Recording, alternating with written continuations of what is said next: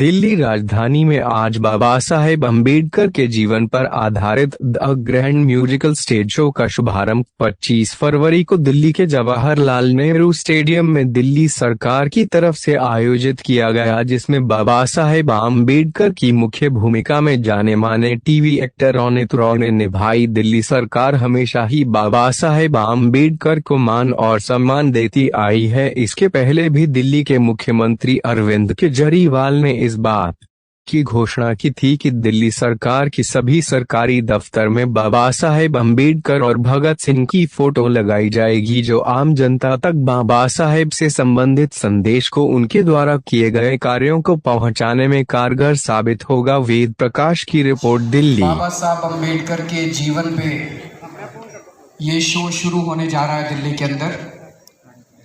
बहुत दिन से हम लोग प्लानिंग कर रहे थे, साल 2 साल से, कि उनके जीवन को जन जन तक कैसे पहुंचाया जाए।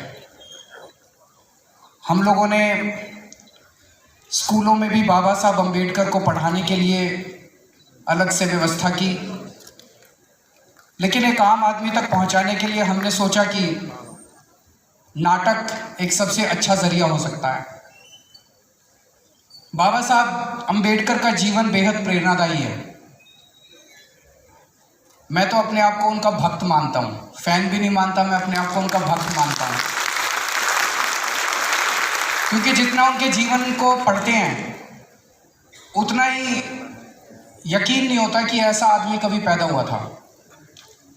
एक बार will refuse to believe that such a man walked on earth in flesh and blood, कि आने वाली नस्लें यकीन नहीं करेंगी कि ऐसा व्यक्ति कभी इस धरती पे पैदा हुआ था।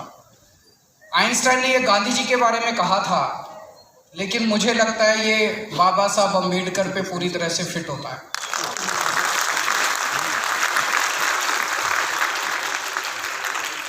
एक गरीब घर में पैदा हुए, बहुत ही बेहद गरीब घर। स्कूल जाते थे, उनको क्लास के बाहर बिठा दिया जाता था, छुआछूत इतनी ज़्यादा थी। वहाँ से निकल के वो कोलंबिया यूनिवर्सिटी में पीएचडी करने पहुँच गए, वो लंदन स्कूल ऑफ इकोनॉमिक्स में पीएचडी करने पहुँच गए। मैं सोच रहा था आज के टाइम पे 100 साल के बाद भी हमारे बच्चों को लंदन स्कूल ऑफ इकोनॉमिक्स और कोलंबिया यूनिवर्सिटी जाने में नानी याद आ जाती है, किसको एडमिशन मिलता है।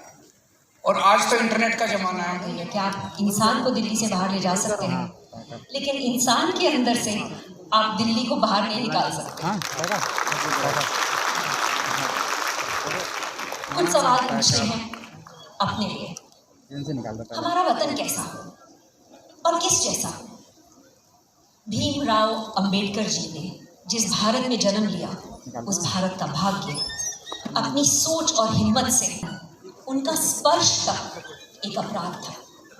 उस आम आदमी ने अपने जज्बे से इतिहास का रुख ही बदल दिया।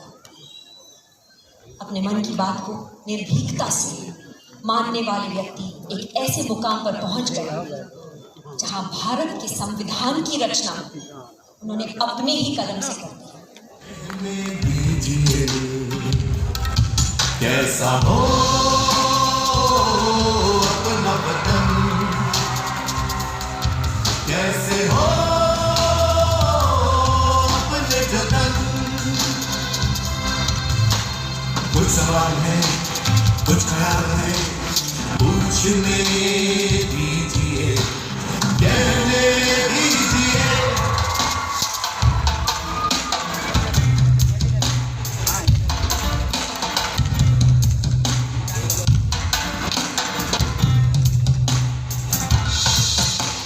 ख्वाब देखने हैं अपने लिए, ये सवाल पूछने हैं अपने लिए। लड़े बगैर सच बोलना है, लड़े बगैर सच सुनना है। ये वतन